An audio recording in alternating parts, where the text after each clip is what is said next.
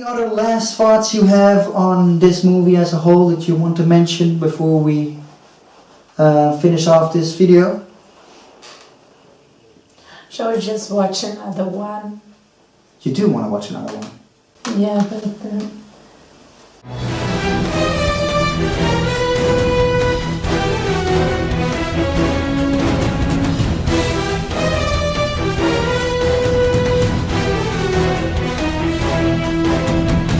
Okay, welcome everyone to the second time I'm watching a Bond movie with my lovely girlfriend Lirit. We're back. Last time we went through her very first exposure to a Bond film ever, which was with the movie Goldfinger last month. Do you have any memories left of watching Goldfinger last month? I fell asleep 3 times. So you dozed off a few I times. dozed off. Okay. Anything that stuck with you maybe? I like parts of it. Parts, yes. Okay. But hopefully this time around she'll have a even more positive experience, because I remember you told me about Goldfinger that you thought it was a bit too cartoony maybe in places, not too much realism. Yeah. So fake. yes, that's right. But the subscribers were really positive about that first video, which is why we're coming back. Oh, so sweet. We're coming back with a second episode, which is to watch a more realistic Bond film this time around because of what you said. So we're going to be watching 1989's License to Kill, notoriously known to be the darkest Bond film in the series. 25 years after Goldfinger, completely different era. Do you have any expectations or things that you're hoping to see in License to Kill? Well, more action, more blood, more realism, and I think, well, I like an engaging story. Okay, so that's definitely a lot of expectations that I think... I have my expectations very high, so... And it's definitely a lot of expectations that I think License to Kill can fulfill, but we'll have to see what you think of it. We're in the late 80s, you certainly will be able to tell. So it's definitely another product of its time, but it's a very different era to the 60s. So we're going to be watching that, and we'll come back after watching the movie to see what Lirit thinks of this one.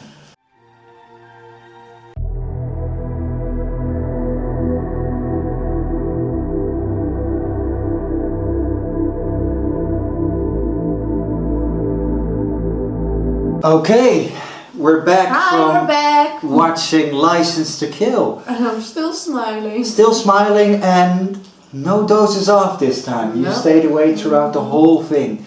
It's not because it's daylight, no. She actually enjoyed it. I actually enjoyed it. Your initial thoughts, what did you think of the movie overall? Quite a lot of action and a lot of blood. So that's good, right? That's what you were hoping for. Yes. And how about you were also hoping for more realism compared to Goldfinger? Did that live up to it? Yes, a lot. But I think it's also about the year that the film came out. And overall it's kind of real, everything. Also with the shark and everything. You were talking about the scene where Felix Leiter's leg is bitten off right in the beginning of the movie. I want you to know this is nothing personal. It's purely business. What did you think of that scene? Was it too much for a Bond film, or just the right? I don't know a lot about Bond films because these are you've the only two seen films. Yes, you don't really have a reference. But I watched scarier movies than this, so... Yeah, it's not horror, of course. No. James Bond is never horror, but it's certainly... It was quite excited. Certainly more violent than Goldfinger. Yes. Right? A lot more blood. There's also, speaking of the bloody scenes, there's also the part where Milton Crest's head pops open in the decompression chamber Uh-huh. on the side of the boat. What did you think of that scene? Yeah, too bad for him. Moderate. Is the violence too high or is it normal? It's or- higher than the other one that I watched. But is it too much for you to see or is No, It's okay. No, it's okay. it... Okay, Yeah. no problems there. Okay, so let's just start at the beginning. Yeah, that's good actually, because I really enjoy that part of it as well. Because a lot of critique License to Kill gets is that it's too dark and it's not a classical Bond Then film. they never saw horror movies. But they, in the terms of the Oh, genre. only the James Yes, Bond movies? because Oh, if you look at a lot of Bond movies, they usually have the Bond car. Look at Goldfinger; it had the Golden Girl, the typical villain that you remember with the hat. None of that was in License to Kill. There were no villains with signature weapons or no. anything like that. It was more down to earth. Mm-hmm.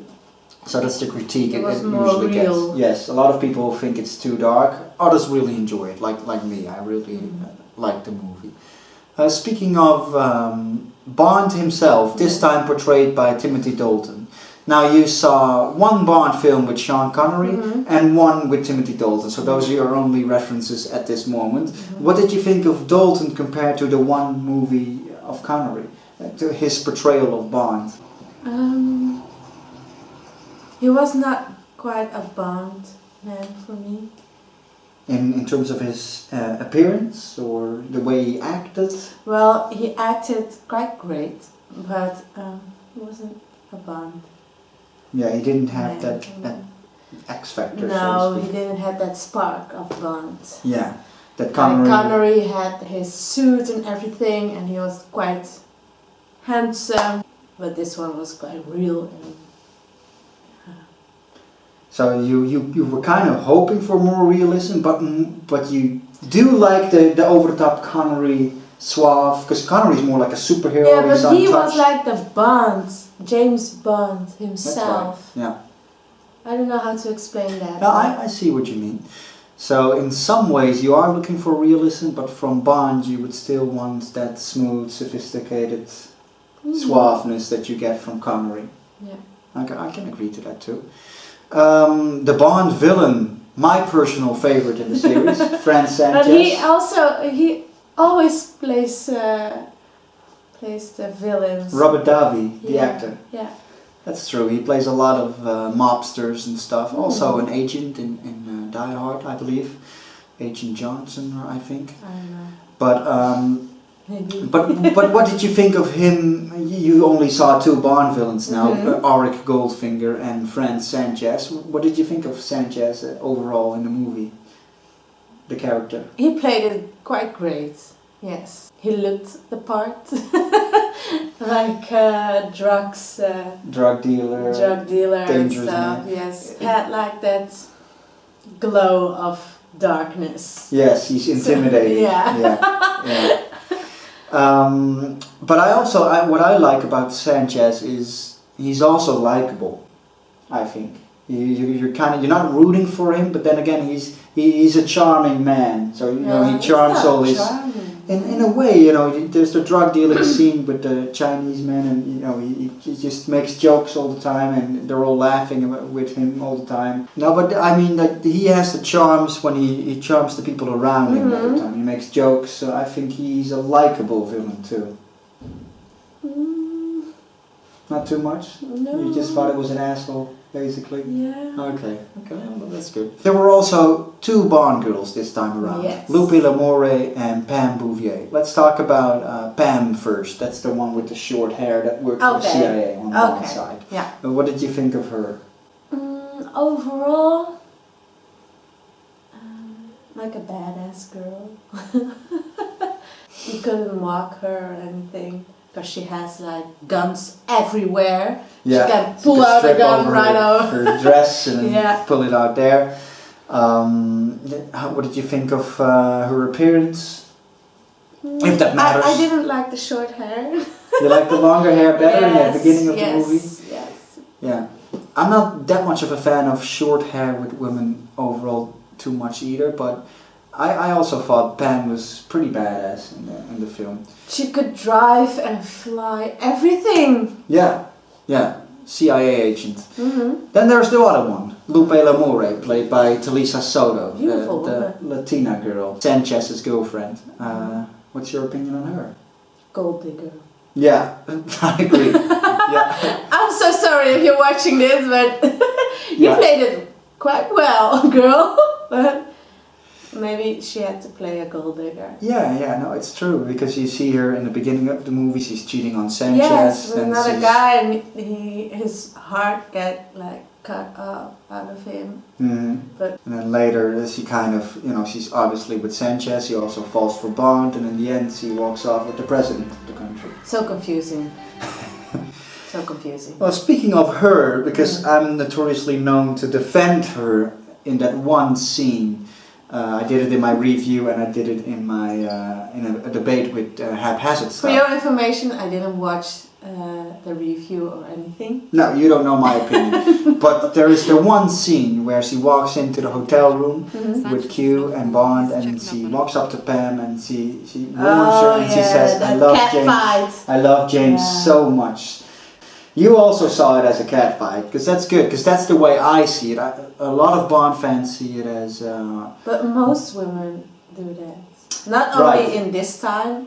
it's a universal thing. Yeah, basically. it's a universal. Could you explain to us when she says to Pam, as a female opinion, when she goes, "I love James so much"? Lots of Bond fans think she means that and that it's bad acting. No. But does she mean it? What's your opinion? No, I think she wants to make the other one jealous.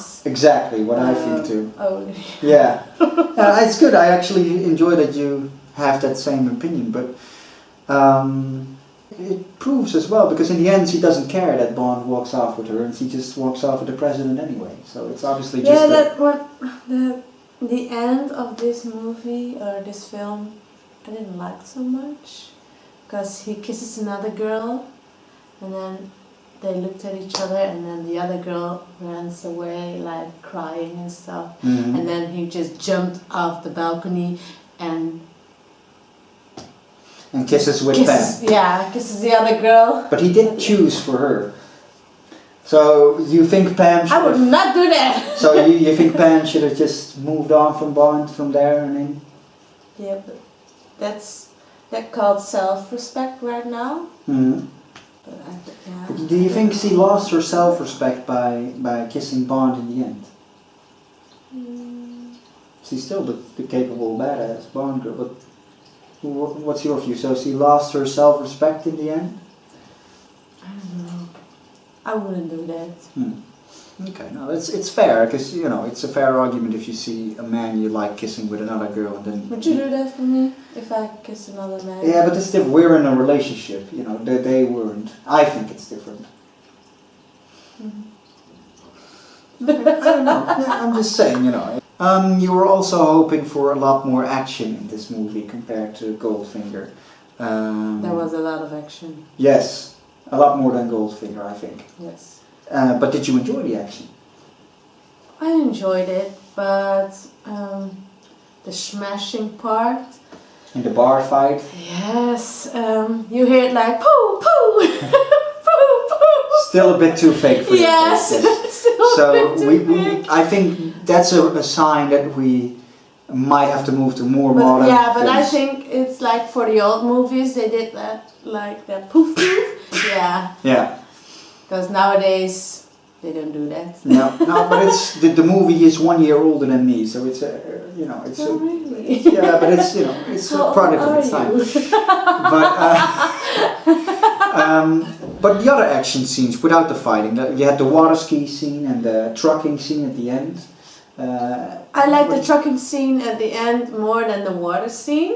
Okay, Yeah. but did you enjoy the water skiing that Bond did without actual surfing boards or water skis? He just did it with his feet behind the plane. Mhm. Any opinions on that scene? Or No opinion. No. It's just Bond, right? Just Just Bond. his regular day. So you were also hoping for a more engaging storyline. It was. I was awake all the time. And were you Throughout also the enjoying whole the movie. story? Yes. I was enjoying the movie. What did you think of the storyline? what I can remember is the wife of his friend died. Yes. That was quite sad. And his leg got bitten off. I think that hurts very much. I'm sure it does. He resigned from his job as 007, and then he came after the guy who did that to his best friend, and that was quite loyalty for me. So, yeah. Good story or boring? I don't know, it was a good story, an exciting story to Okay. watch. That's good. Because at the end, he showed the villain like, I did this for them. Yeah, the lighter. The lighter, and Mhm. I told him in the beginning, I said, oh, that lighter will be back in the movie. That's coming back. Yeah, you Mhm. predicted it. Yep. Just like the disc in her photo frame came out back. The disc in the photo frame? Yeah, he did like the disc in the photo frame, and he said, oh my god, she put me on fire or anything like that. Oh, yeah. And I said to you, oh, that disc will be back in the film. Just watch. And it was. And what about the setting where the movie took place? A lot of it was in the Bahamas and like filmed in Mexico. What did you think of that atmosphere? The South American vibe the movie has. Well, they filmed it in a much better place than in the Goldfinger. Kentucky mostly there, but also Switzerland. Yeah. Okay, so you enjoyed this setting better. Yeah. Okay. Yeah. Yeah, I can agree. I think with Goldfinger, the most exotic parts are in Switzerland, but then when it goes to Kentucky, you don't really have that much exoticness in America. Okay, so to sum it up, we've just watched your second Bond film, and last time I asked you to give a rating to Goldfinger. So if 0 is total crap, total crap, and 10 is excellent, what would you rate this one compared to Goldfinger maybe? Because now you have reference. I think a 7. 7. So that's above what you rated Goldfinger. I don't know. I think you gave Goldfinger a 6. A 6? Yeah. Oh, I thought a 5. But And you gave it a 6. okay, yeah. So a you 7. enjoyed this one Well, better then a 7.5. Okay. Yeah. So you do enjoy it more than Goldfinger. Yes. Okay. So, we've watched 2 Bond movies. You enjoyed this one a lot better than Goldfinger. Yes. You see off screen all the Bond movies hanging, and we've made a large skip. If you were to pick the next Bond film, just out of, you don't know anything about it, but would you want to go back to, or more to the more modern ones? Yes. The Okay. more modern ones. Right. I think I fall asleep at the other ones. That's what you assume, but you could be right. It could be. You know, some people don't enjoy older movies. It could be the case, but all right then. So we'll move into a more modern Bond movie. GoldenEye? GoldenEye is the next one. It's actually the one that came after License to Kill 2. Yeah, I see that. Yeah, it came out in 1995, so that could be what we're going to be watching with My Girlfriend Watches Bond episode 3. We're giving this a name now. Oh no! Oh no! So we're going to be watching GoldenEye next, and we'll just see how we move our way into the Bond films. Another actor in GoldenEye, it's not Timothy Dalton anymore. It's, Oh, no? It's the start of How Pierce many Brosnan. movies did he do? He did 2, and this was his second one. This was the Oh. last one. So I see another one playing James Bond. Yes, Pierce Brosnan. So we'll be back for GoldenEye next time. I hope you enjoyed hearing Lirit's opinion on another Bond film. And I hope so too. leave your comments, and we'll be back to do this a third time, hopefully soon. Take care. Bye! Bye.